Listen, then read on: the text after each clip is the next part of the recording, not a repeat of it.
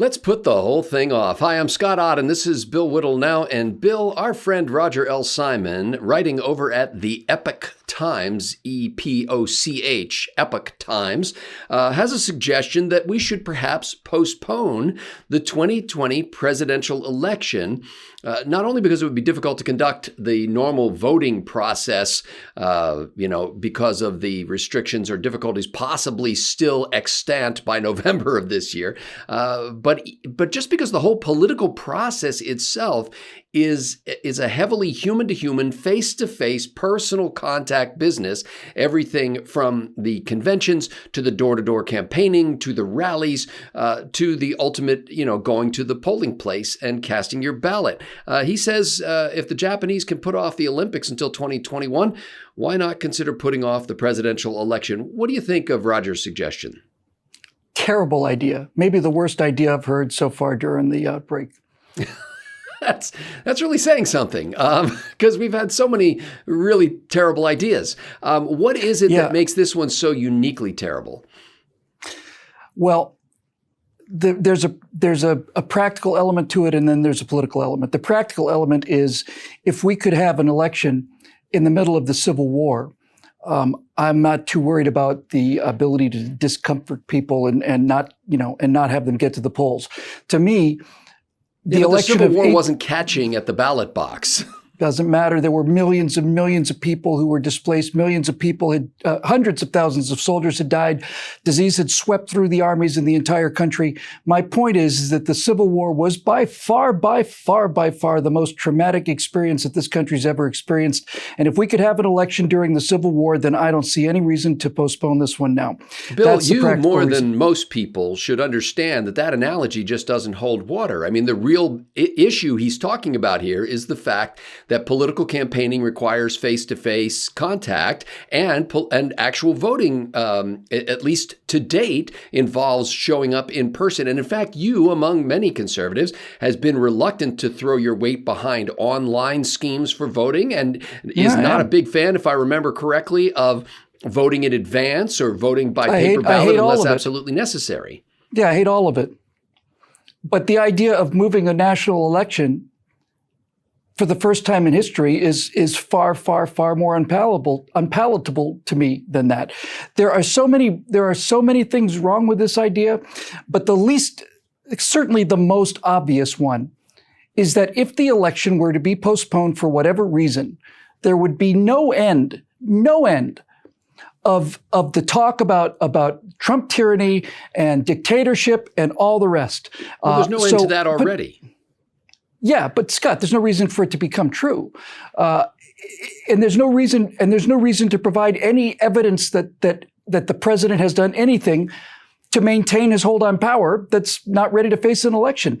I think it would be catastrophically bad to do that. Really, really bad. I'd be willing to put up with whatever we have to do. If maybe we have to open the polls for 3 days instead of 1 day or 5 or what, I don't know. And by the way, we're talking about November. November is an entirely different world. If it turns out that we have a rebound of the pandemic and it's like yellow fever and people are dropping like flies, then we can revisit this idea later. But certainly now, I think it's a really bad idea. And there is a tremendous comfort, and it's an important word. Solace is probably a better word. To know that through the entire history of this country, elections have always taken place when they were scheduled, regardless of what was going on in the country.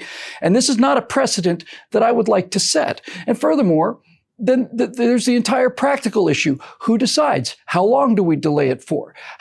What does that do to Trump's term? What does it do to everybody else's term? Roger Simon suggested that it would shorten the second term by a year. So if you served an extra year in the presidency and got reelected, then your second term would be 3 years. So you still wouldn't have more than a total of 8 years. All right. So what happens if Trump loses? He goes 5 years on one vote. Joe Biden gets a 3-year term. Do you think you're ever going to hear the end of that? I mean, and to be honest with you,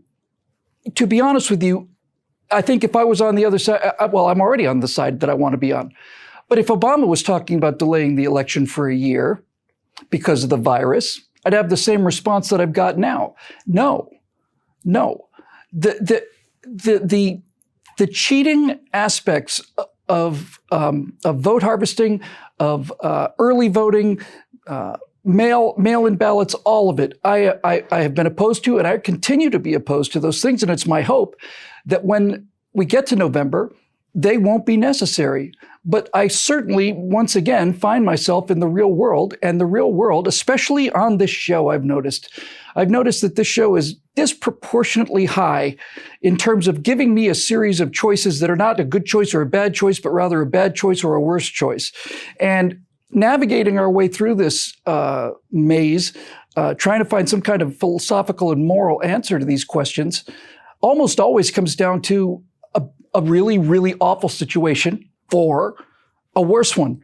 And speaking of the election of 1864, to back Lincoln up said, your own argument, Bill, Roger Simon says that if we held the election, and all of this is predicated on the idea that this virus continues to be a problem, continues to require social distancing through the summer and into the fall. But, and since we don't know if that's going to happen or not, it doesn't seem unreasonable to me to start making plans in advance to say, okay, if we're faced with that scenario, what do we do? But Roger L. Simon says that the online aspect of conducting these elections is going to be so rife with fraud and potential for manipulation that I don't think it overcomes your argument about Trump tyranny. I mean, he could just as easily get reelected, and we hold the election in 2020 and we do a lot of it electronically, and people say, well, no wonder the deck was stacked. It was manipulated. It was the algorithm.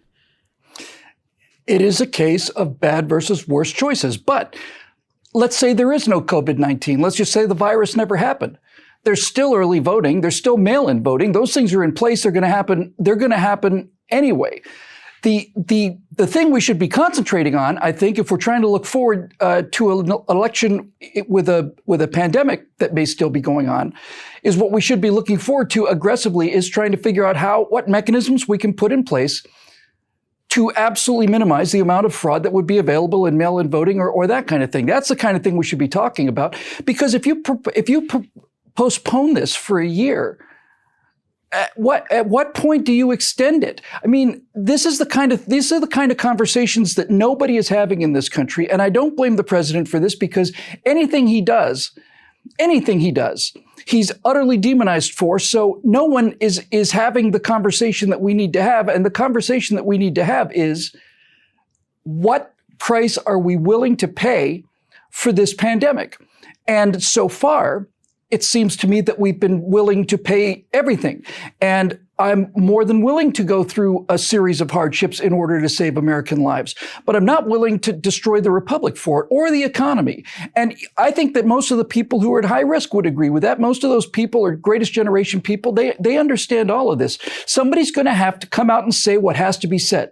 And it's very simple and it's very ugly, but it's necessary. Somewhere along this line, we're going to have to decide when we are going to restart normal life at the cost of some number of people who conceivably might have survived longer otherwise if we had locked the country down for 18 months.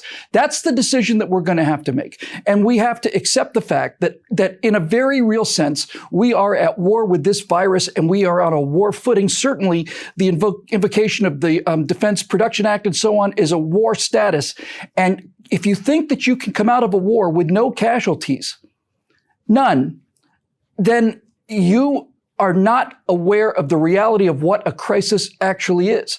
This is a crisis, and it means Bill, I know some people are going to hear this and they're going to say, hey, well, you're so concerned about the economy and about the political structure of our Constitution. It sounds like you're willing to trade lives in order so that we don't push the date back a few months. Because I believe in the rule of law and I believe in the Constitution. The Constitution has no provisions for delaying elections. The Constitution specifies very, very clearly when these elections need to be held. And I'm the one who's saying that no, we need to stand up to this. This is important.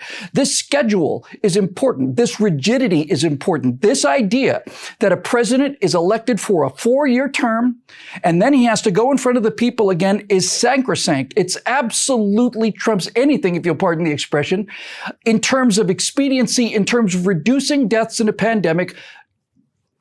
6 months from now, where we don't know anything about what the situation will be. Scott, if this election is postponed and Donald Trump's term is extended artificially past when he would have had to face re-election, it will be the end of the country. It will be the end. So you have talked a lot about the election itself and about the difficulty of holding the election, and you focused on that. But the other aspect that Roger L. Simon brings in this piece in the Epoch Times is the fact that the whole political process of choosing a president is imbued with the idea of people getting face-to-face. I used to be an executive director of a local county political party. We had regular meetings. We went door to door. We visited with strangers. We attended events. We tried to get in front of people to talk about things. We have conventions, we have rallies, we have all of these things where people are pressed up against each other. Are you able to envision all of that being wiped from the slate and we just go totally virtual and everything is Joe Biden in his basement with a webcam? How many times have you seen Joe Biden speak in person?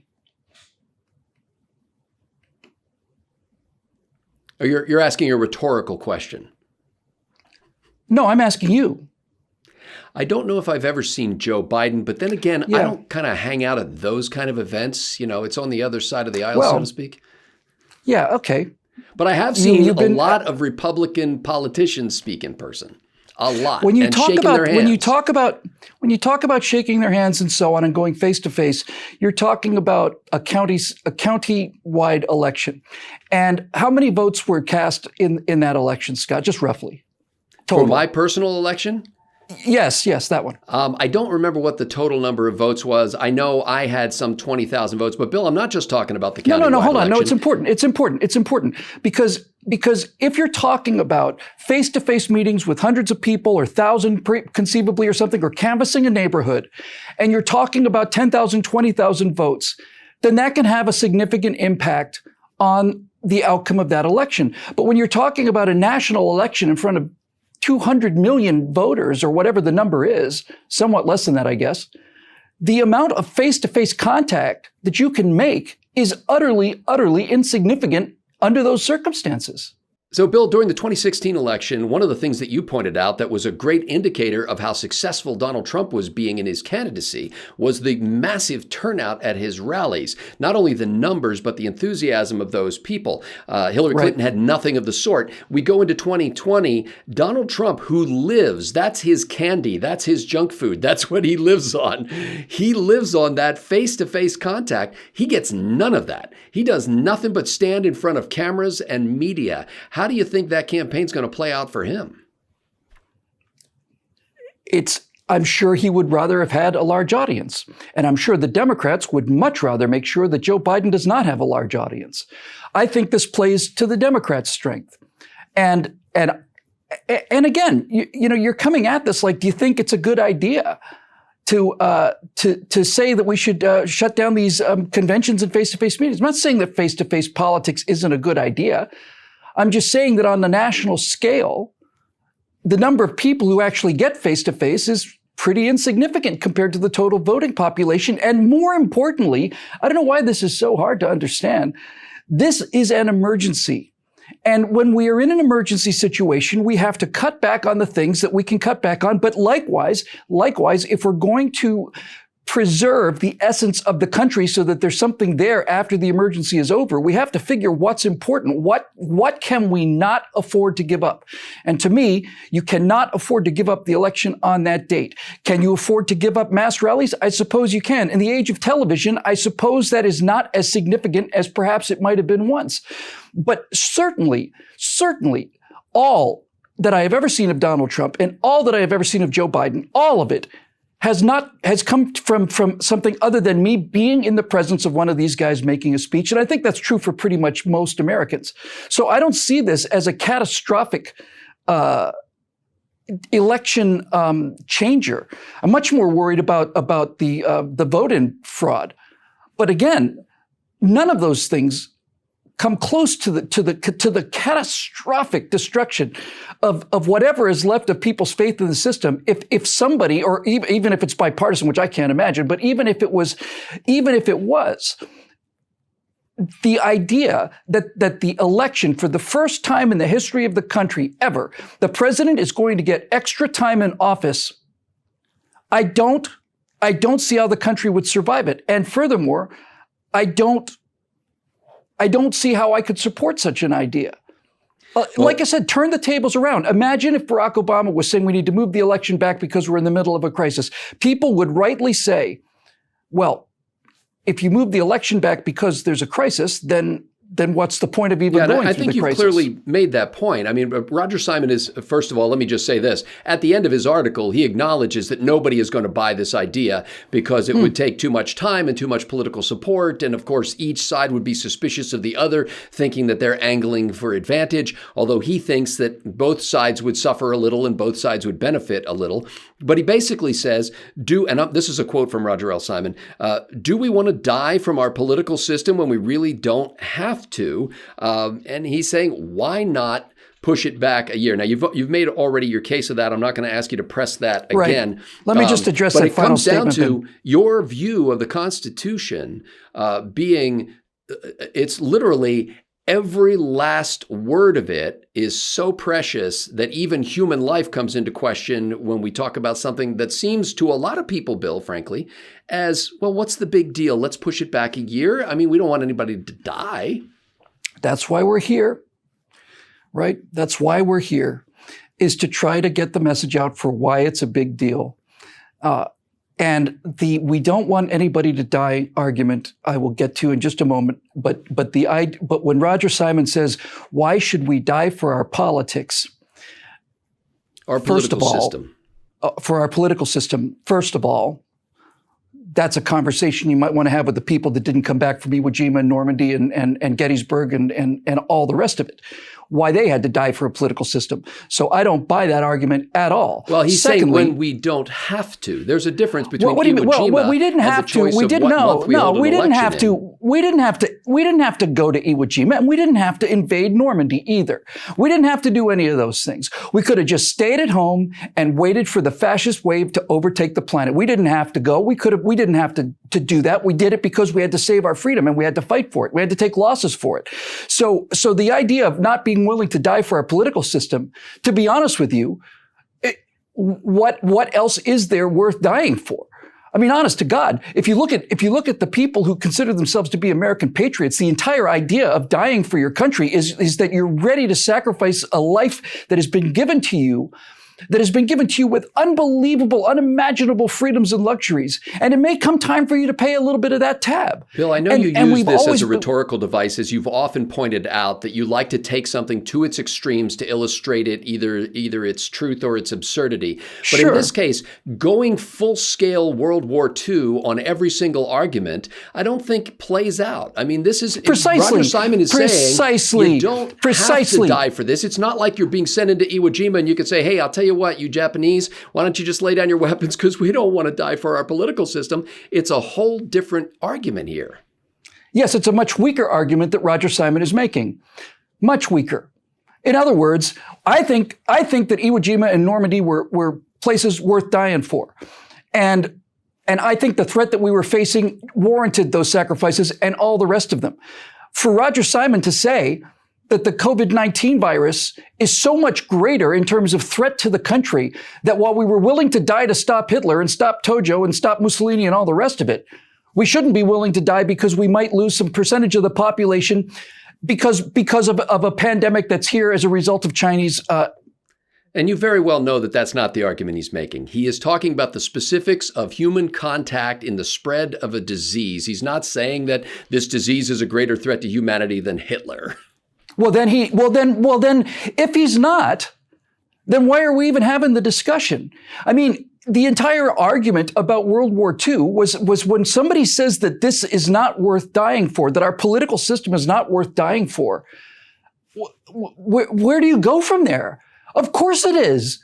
It is the only thing. The way we do this, Bill, he doesn't mean the entire Constitution. He's just saying that the first Tuesday in November is not worth human lives. Well, I would beg to disagree. The first Tuesday in November represents the lawful transfer of power, which is the foundation of the entire system. That's what the whole thing is about. The entire foundation of the American Republic is predicated on the idea of the peaceful transfer of power based on elections. And the power that's being transferred is time in office. And that is the fundamental structure of all of it. If you take that away, nothing else stands. Nothing else stands. If you can arbitrarily extend the length of time that a president is in office by fiat, then the whole thing is over. It's over. It is absolutely worth fighting for. It's absolutely worth dying for. And I'm sorry to be the person who has to say that. I don't like it. It doesn't make me happy. But clearly, we have run into situations in this country's history where we have had to pay for this freedom in blood and treasure. And right now we're paying in treasure, and we're trying to minimize the blood. And I'm in favor of that. But to destroy the foundation of this country in order to save lives is to mock and to spit in the face of every single person who's died for the freedoms that this country has. It's basically saying to them, yeah, you died on a hill someplace for the country, but I'm not willing to do that. I'm not willing to go out there and vote electronically, or I'm not willing to vote by mail, or I'm not willing to go out and face what might be left of an epidemic. I'm not willing to do any of those things. It's absolutely disgraceful. And the idea, this is the disease right here. This is the disease. The disease is the idea that we don't have to pay for anything ever. Ever. We don't ever have to pay any price for anything. All of our freedoms are just automatic. And if we're asked to pay for them in terms of things like taking a risk by going out to vote so that the election can happen on time, no, we don't want to do it. Nope, that could be dangerous to me. That might affect me. You see, I might come down with the disease, and I don't want to do that. So let's postpone it for a year until it's safe. And when is it ever going to be safe? Ever. When is it ever going to be safe? It's never going to be safe. There's no such thing as safety. There is relative safety and relative emergencies. And I think we're handling this overall pretty well.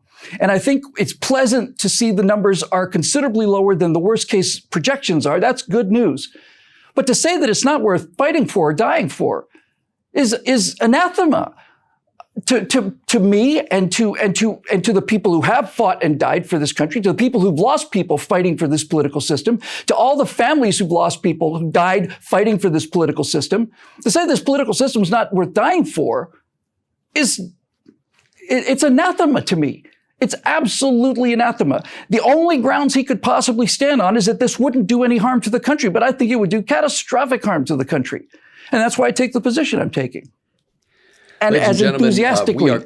We are grateful to our friends at the Patriot Post for going into a co-promotional cooperative effort with us to make sure more people find out about the Patriot Post and more people find out about BillWhittle.com.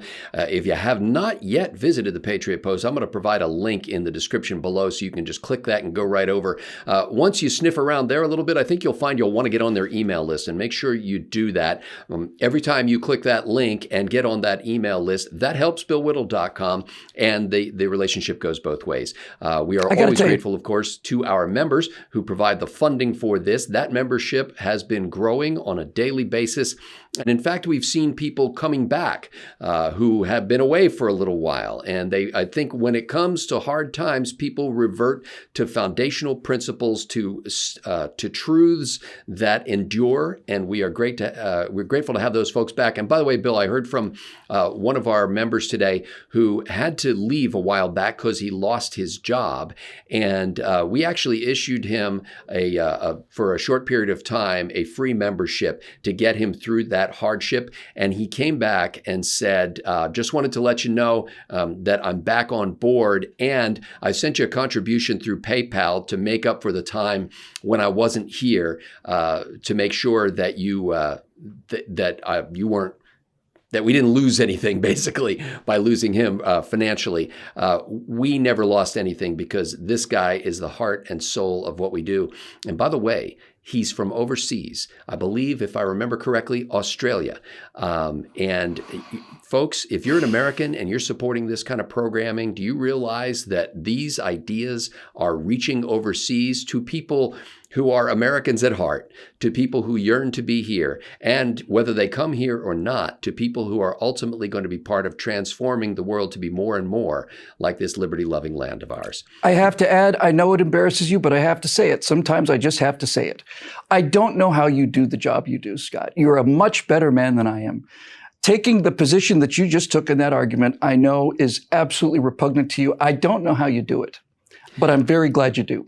Our arguments need to be able to stand up to You're damn right. To resistance. And I don't agree with you on every show here, but I No, feel you like don't. the ideas that we present as conservatives, if we're just sitting around patting each other on the back about what great spokespeople for our ideas we are, but without ever going into the cauldron, without ever going into the furnace of political ideas and the competition between them, then I think we're just batting down straw men and congratulating ourselves. So they call it a fire assay.